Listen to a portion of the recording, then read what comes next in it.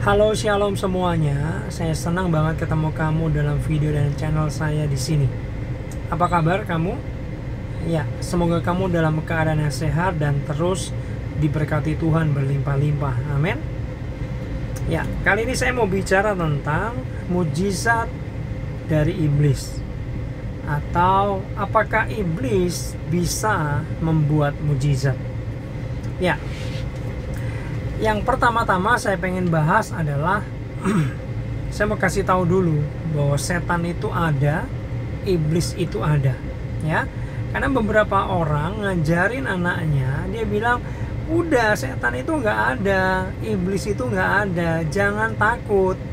Jangan takutnya oke, tapi kalau dibalut dengan kata-kata iblis nggak ada, setan nggak ada, itu kurang tepat, itu keliru, karena firman Tuhan sendiri menyatakan iblis itu ada, ya. Lucifer itu ada. Yang awalnya Lucifer adalah salah satu pejabat yang terhormat di surga, lalu dia buat kesalahan, ingin menyamai Allah dan sebagainya. Dia diusir dari surga dan pengikutnya ada sepertiga malaikat ikut jadi setan-setan, ikut Lucifer turun ke dunia. Dan bahkan Tuhan bilang iblis itu musuhnya kita, ya. Iblis musuhnya kita, yes. Jadi yang pertama saya mau bilang, iblis itu memang ada. Dan yang kedua, iblis itu musuh kita, ya. Lalu selanjutnya, apakah iblis punya kuasa? Nah, saya jawab punya, ya. Dia adalah penguasa dunia ini, ya, dikatakan firman. Lalu apakah benar iblis bisa membuat mujizat? Nah, saya pernah dengar dari seorang yang bersaksi, dia mantan dukun, dia mantan antek-anteknya iblis, berkata bahwa sebenarnya iblis itu tidak bisa menciptakan mujizat, ya. Memberi harta itu tidak bisa, lalu menyembuhkan orang yang sakit itu tidak bisa. Yang dia bisa lakukan hanya, katanya, memindah-mindah berkat, memindah-mindah harta, memindah-mindah sakit penyakit. Hanya Tuhan yang bisa menciptakan mujizat, berkat, dan kesembuhan. Amin. Iblis tidak punya kuasa untuk itu, ya. Contoh nih, suatu hari ada orang yang bangkrut, miskin, jatuh miskin, nggak punya apa-apa. Lalu dia sudah berusaha, gagal lagi, dia sudah berdoa, mungkin nggak dijawab. Lalu dia datang kepada iblis, ya. Dia datang kepada seorang dukun. Dia ngikuti ritual-ritual yang katanya menjadi syarat untuk bisa mendapat berkat dari iblis, mendapat harta dari iblis, mungkin pesugihan dan lain sebagainya, ya.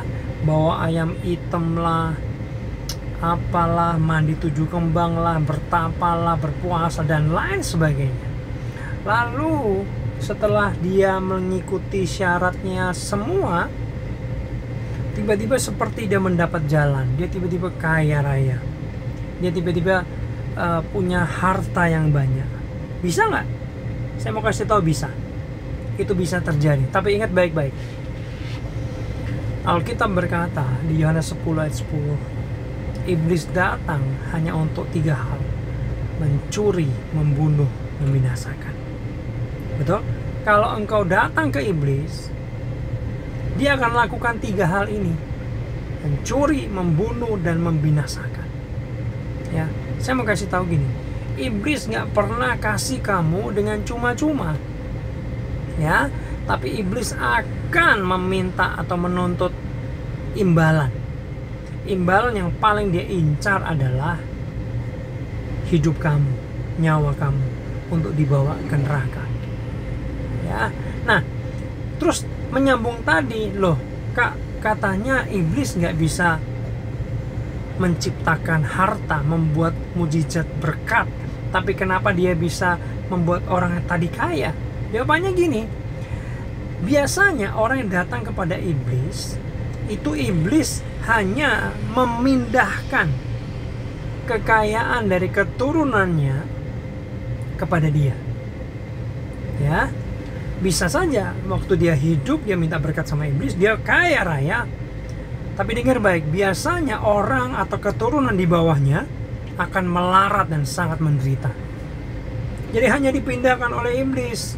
Kekayaan anak cucunya, keturunannya diambil, dikasihkan ke dia. Saya mendengar ini dari kesaksian seseorang yang pernah jadi dukun, antek-antek iblis dan sebagainya. Dia mengaku iblis sama sekali tidak bisa menciptakan mujizat, dia hanya bisa memindah-mindahkannya. Ya, demikian juga dengan sakit penyakit. Orang yang sakit ke dokter nggak sembuh, dia menderita terus kesakitan, lalu dia datang ke iblis, mungkin lewat dukun dan lain sebagainya. Hati-hati dengan alternatif. Ya, memang alternatif ada yang sehat, tapi alternatif ada yang pakai kuasa-kuasa kegelapan. Kalau kamu mau cari alternatif boleh, tapi pastikan itu tidak ada kuasa kegelapan, pakai mantra-mantra dan lain sebagainya. Ya, lalu orang ini datang ke iblis dan dia bisa merasa sembuh. Loh, penyakit saya hilang nih. Ya, tapi dengar baik. Saya mau kasih tahu, kesembuhan dari iblis tidak berlangsung lama, tapi biasanya akan muncul penyakit yang lain atau penyakit yang sama tapi di bagian tubuh yang lain. Jadi sekali lagi, iblis tidak bisa menciptakan mujizat kesembuhan. Dia hanya bisa memindah-mindahkan. Suatu kali pagi-pagi saya diajak mami saya untuk nganterin dia ini pijet karena tangannya sakit. Nah, waktu itu pagi itu aku habis doa, habis penyembahan, habis saat teduh gitu ya, lagi intim dengan Tuhan. Lalu, ayo Mi, udah aku anterin. Sampai di sana, mami dipijitin, udah agak lega, enakan. Lalu,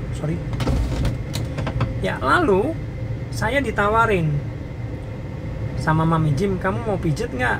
Ini ada tukang pijet di sini sekalian. Bolehlah. Walaupun saya nggak ada sakit yang gimana gitu waktu itu, saya lupa ya. Tapi saya dipijet sama bapak ini. Dan dengerin saya baik-baik. Ketika dia pegang tangan saya, dia kaget. Dia seperti kesetrum katanya.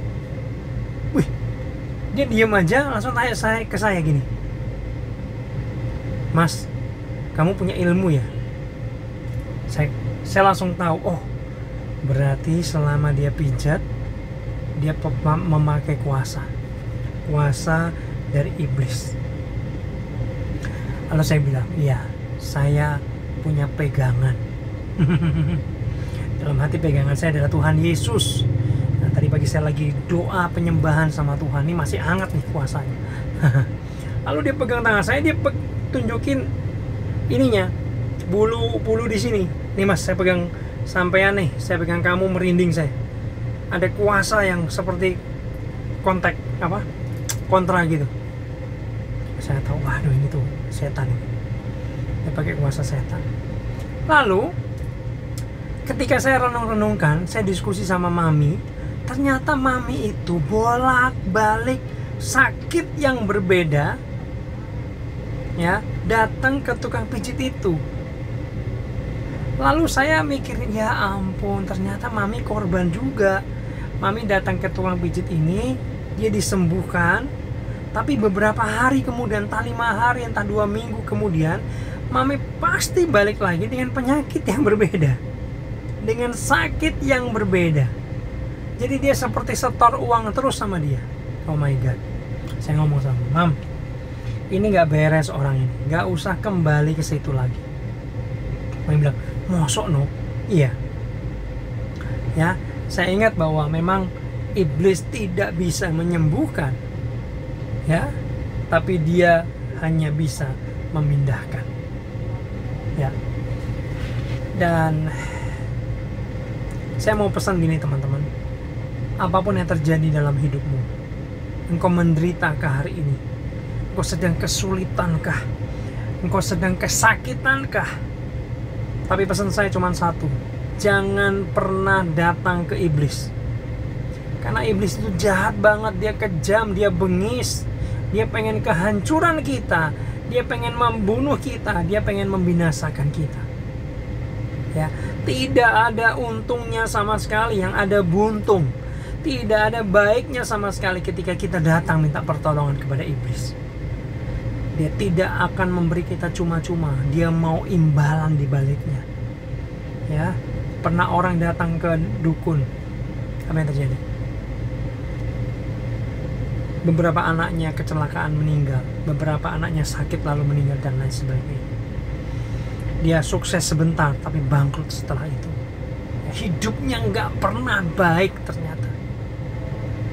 Ya, mungkin dia punya harta, tapi hartanya itu bisa dikatakan tidak berkah. Tahu ya, tidak berkah ini mungkin bahasa saudara kita seberang, cuman ini kayaknya pas. Ya, mungkin ada harta tapi gak bisa dinikmati, gak ada damai sejahtera, ada cuman kegelisahan, rongrongan di dalam hati sini. Ya, saya mau menyarankan jangan pernah sekali-sekali minta pertolongan iblis. Jangan pernah sekali-sekali datang kepada iblis. Datang kepada Tuhan. Kamu mungkin mau teriak, mau nangis, datang saja pada Tuhan. Dia baik. Ya, kau bisa berpuasa. Saya punya teman, dia minta dijawab Tuhan. Dia doa puasa, dia bilang ini, saya nggak akan berhenti puasa kalau Tuhan nggak jawab saya. Dan dalam waktu tertentu Tuhan menjawab dan dia senang banget, dia berhenti puasa. Ya, puasa bisa membantu. Lalu mungkin belum waktunya Tuhan, mungkin memang Tuhan tidak kasih. Ya, yuk, apapun keadaan kamu, sekali lagi, engkau menderitakah, engkau sedang sengsara, engkau sedang kesakitankah, jangan datang ke iblis. Dia mencuri, membunuh dan membinasakan. Tapi datang pada Tuhan, datang pada Tuhan, datang pada Tuhan. Dia kasih, dia baik, dia baik. Mungkin nggak ngerti, mungkin itu adalah ujian imanmu. Ya, oke, saya pikir itu supaya ini bisa menjadi berkat. Terus berkat.